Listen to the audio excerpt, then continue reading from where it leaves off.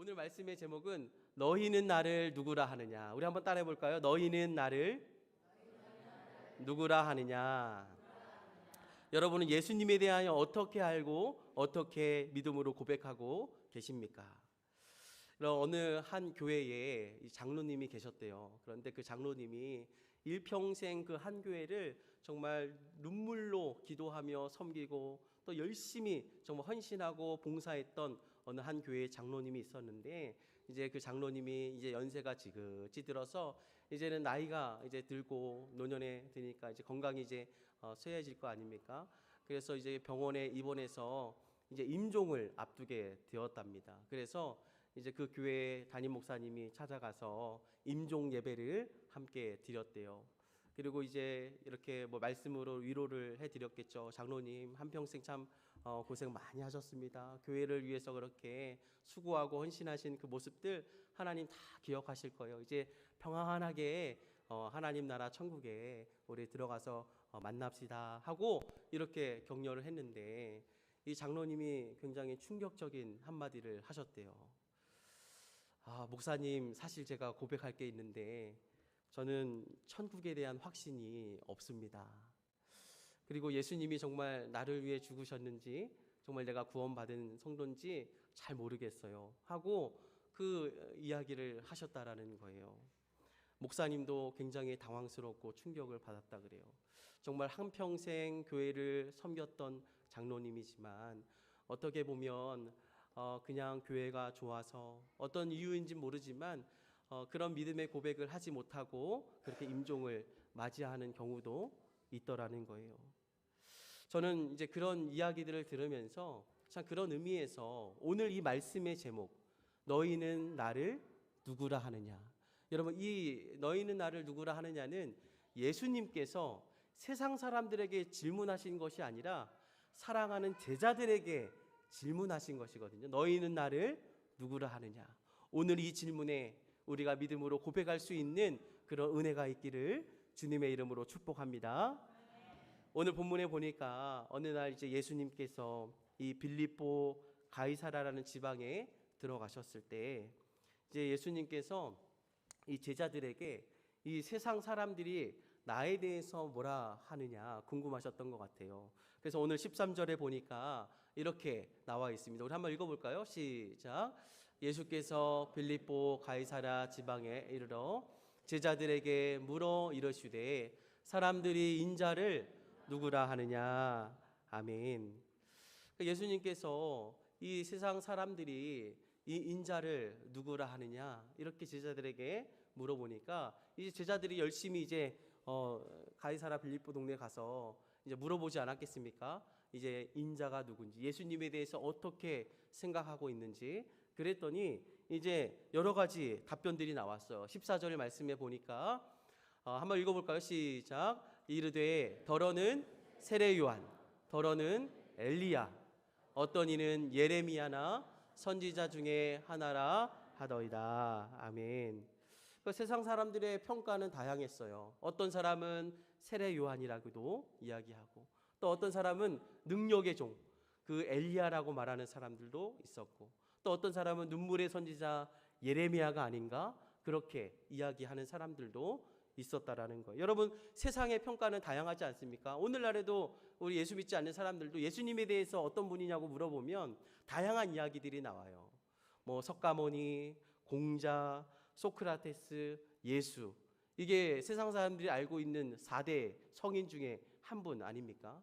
그저 예수님을 4대 성인 중에 한 분으로 알고 있는 사람들도 있고, 또 기독교의 그저 한 창시자로 알고 있는 사람도 있고, 또 어떤 사람들은 그저 좋은 가르침을 주신 선생님 정도로 알고 있는 사람들도 있습니다.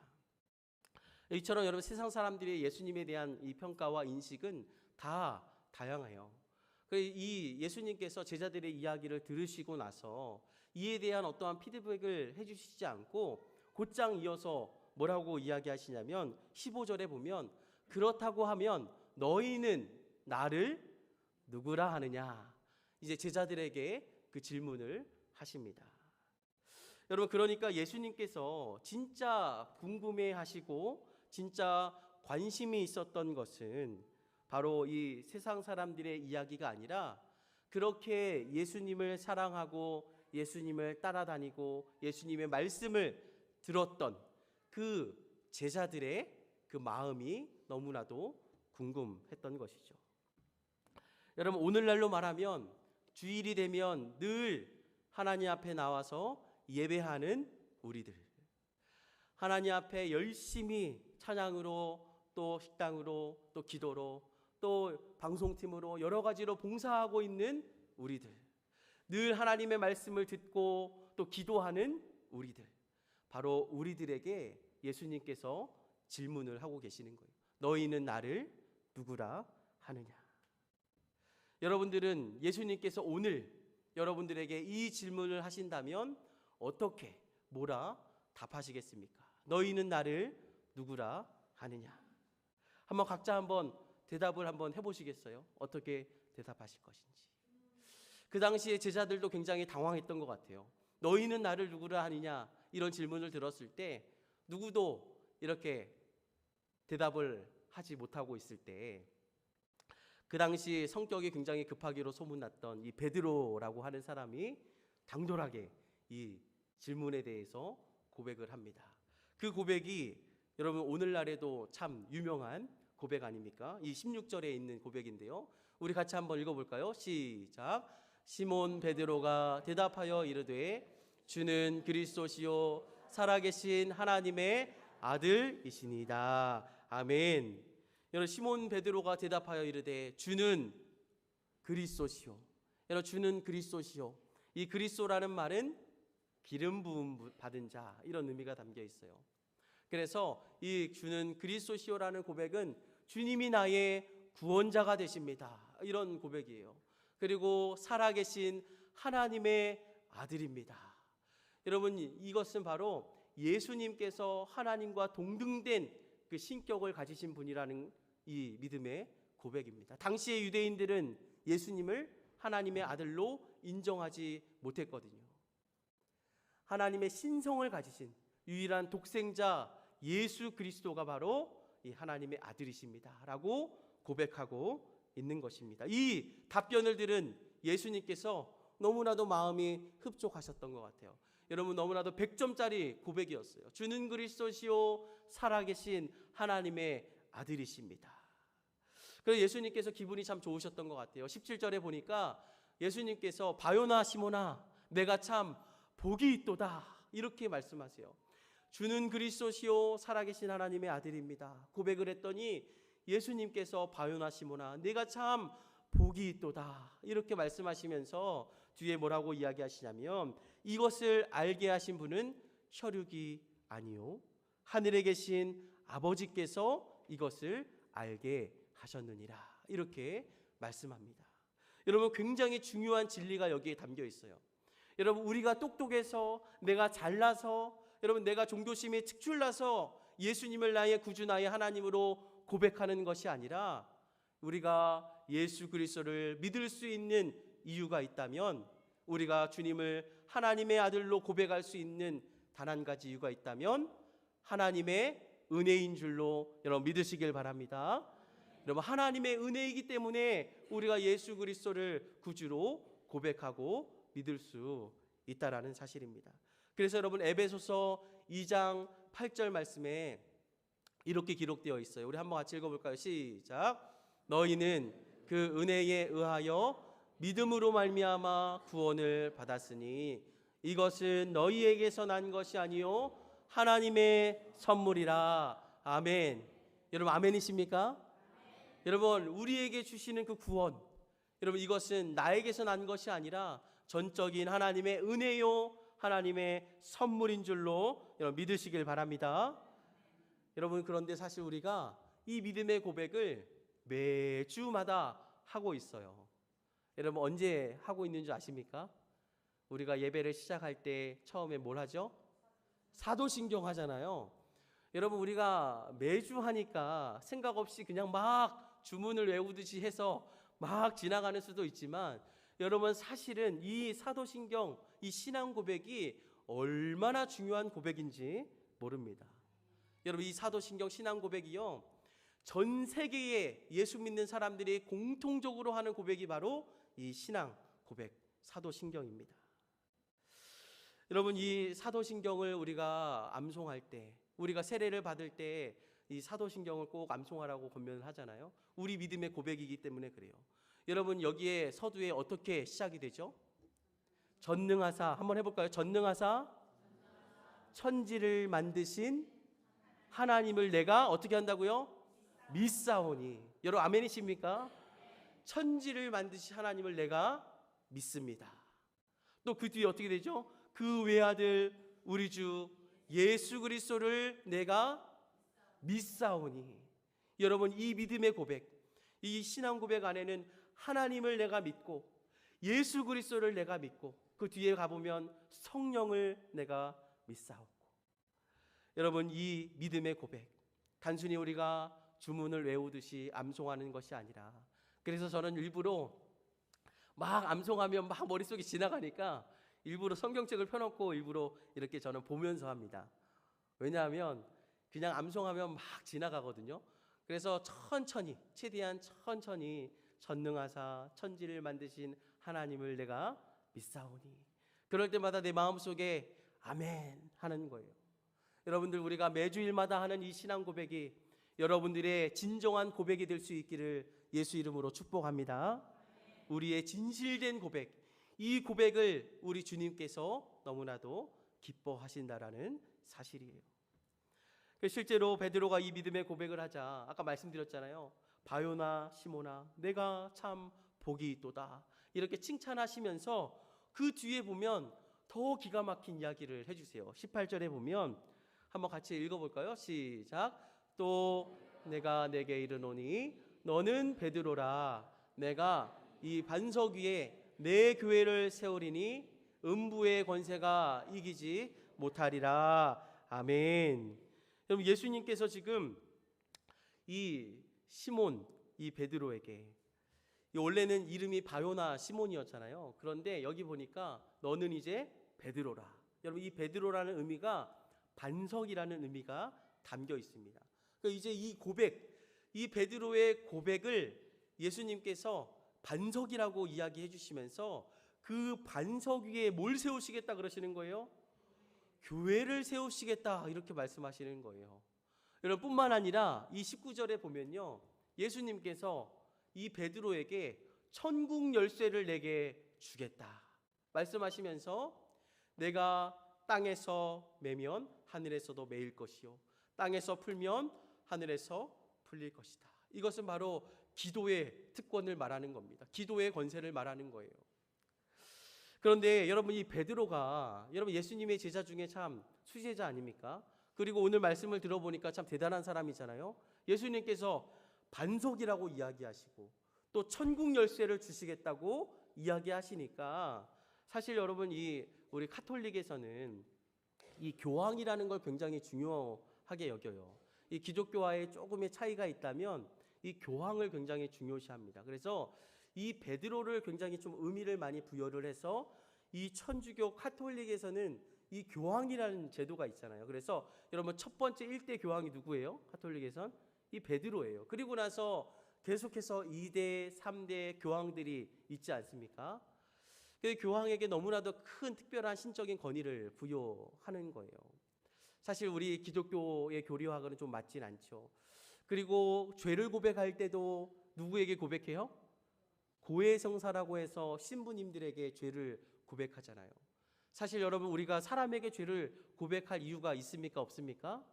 없어요. 우리는 누구에게 직접 하면 돼요? 그렇죠. 우리가 예수 그리스도께 우리의 죄를 직접 고백하면 되는 거예요. 그리고 우리의 유일하신 신, 우리가 믿는 하나님은 바로 유일한 하나님, 예수 그리스도 한 분이지요. 그러니까 중간에 어떤 신적인 권위의 사람이 있을 필요가 없다라는 것이에요.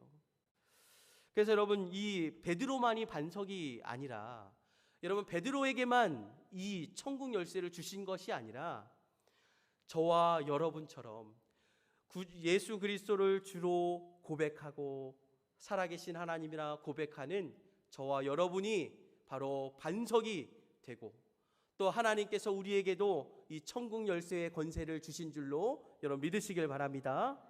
여러분 예수를 구주로 고백하는 모든 사람들이 반석이 되고 또 천국 열쇠의 특권을 우리에게 주셨다라고 성경이 기록하고 있어요.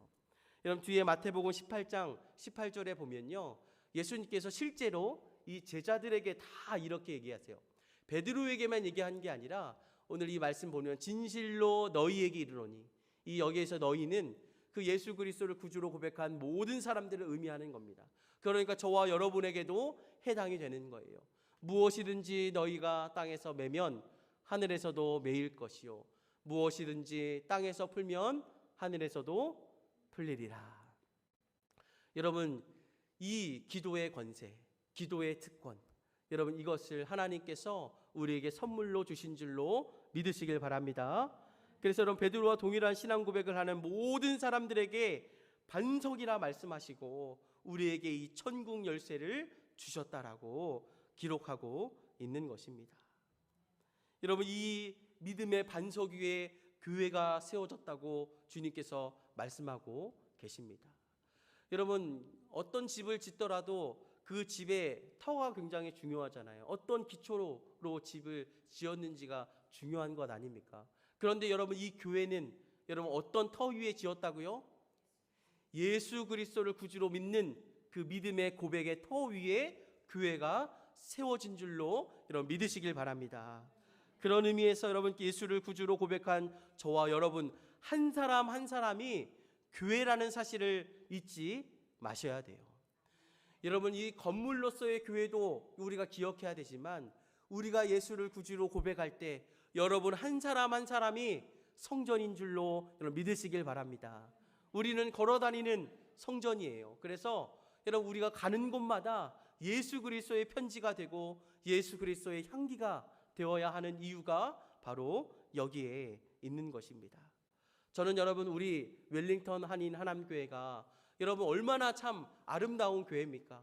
여러분 엄청난 정말 전통을 가진 우리 교회 아닙니까? 그런데 여러분 이 교회가 건물로서도 의미가 있고 아름답지만 저는 우리 성도님들 한 분 한 분의 그 믿음의 고백 위에 이 교회가 세워진 줄로 여러분 믿으시길 바랍니다. 여러분 앞으로도 여러분 우리 교회가 흔들리지 않는 이유가 뭐냐? 우리 성도들의 한 사람 한 사람의 하나님을 향한 그 믿음의 고백이 흔들리지 않는다면 우리 웰링턴 한인 하남교회가 정말 하나님이 기뻐하시는 교회가 되는 줄로 믿습니다. 여러분 뿐만 아니라 여러분 이 믿음의 고백이 우리의 때에서만 멈춰서야 되겠습니까? 여러분 우리는 날이 길어야 100년 뒤면 우리는 다 이 땅을 떠날 사람들 아닙니까? 그 뒤로 무엇이 남을까요? 이 믿음의 유산이 남는 것입니다. 여러분 유럽 교회를 가보면 교회가 굉장히 아름답게 지어졌지만 그 교회 안에 누가 없어요? 믿음의 고백을 하는 성도가 없어요. 지금은 다 머리가 희끗희끗 할머니 할아버지들만 남았대요. 그건 무슨 말이에요? 믿음의 유산이 다음 세대에게 전수가 되지 않았다는 것입니다.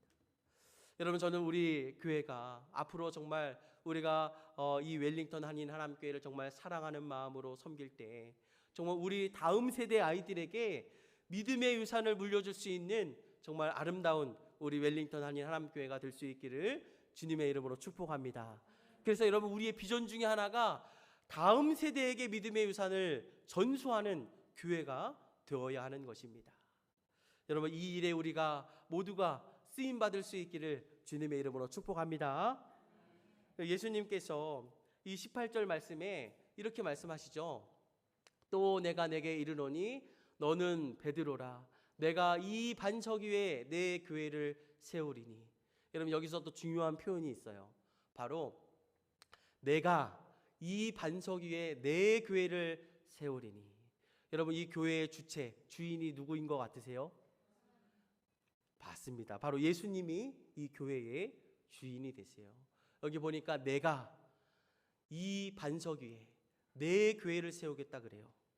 여러분 이 교회의 주인이 바로 예수님이라는 사실을 성경이 기록하고 있는 것입니다. 이 사도행전에 보면 사도 바울이 자기 피로 사신 교회, 예수님께서 직접 말씀하셨어요. 자기 피로 사신 교회다.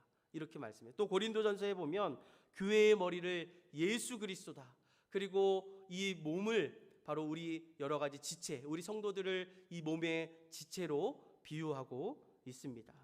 여러분, 우리의 몸도 이 여러 가지 지체들이 이 머리의 명령에 의해서 움직이는 것처럼 이 교회의 주인, 머리 대신 예수 그리스도, 그분의 명령을 따라서 우리 모든 성도들이 한 마음 한 뜻이 되어서 그 주님을 따라가는 공동체가 바로 이 교회라는 공동체라는 사실입니다.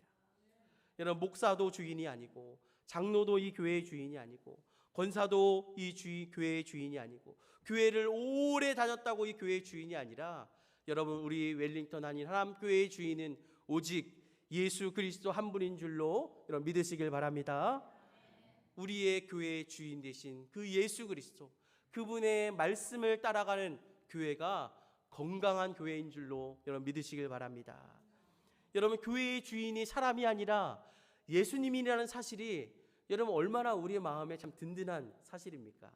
여러분, 주님이 이 교회의 주인이 되신다라는 의미는 다른 말로 말하면 주님이 이 교회를 통치하시고 다스리신다는 의미가 담겨 있습니다. 여러분, 지난 기독교의 역사를 돌아보면 여러분, 이 교회가 얼마나 많은 핍박과 또 환난을 당했습니까? 그럼에도 불구하고 여러분, 이 교회가 여러분 쓰러지지 않고 지금까지 이 교회가 든든히 세워지고 또 이 복음이 전 세계에 이렇게 흥왕하게 전해질 수 있었던 것은 여러분, 이것이 바로 이 교회의 주인이 사람이 아니라 하나님께서 이 교회의 주인이 되시기 때문에 여러분, 교회는 음부의 권세가 절대로 이기지 못하고 여러분 마침내 승리하게 되는 줄로 여러분 믿으시길 바랍니다. 여러분, 우리 대한민국 땅에도 복음이 처음 들어왔을 때 여러분 서양의 선교사님들이 얼마나 많은 복음의 그 순교의 피를 뿌렸습니까?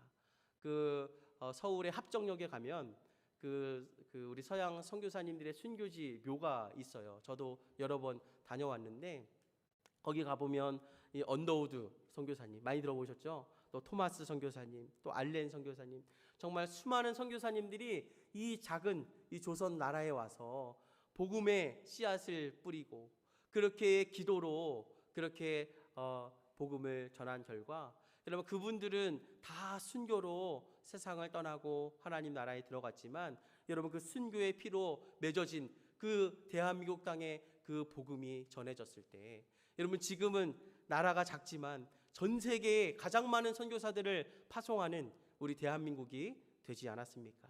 여러분, 그 모든 것이 하나님의 은혜인 줄로 믿습니다.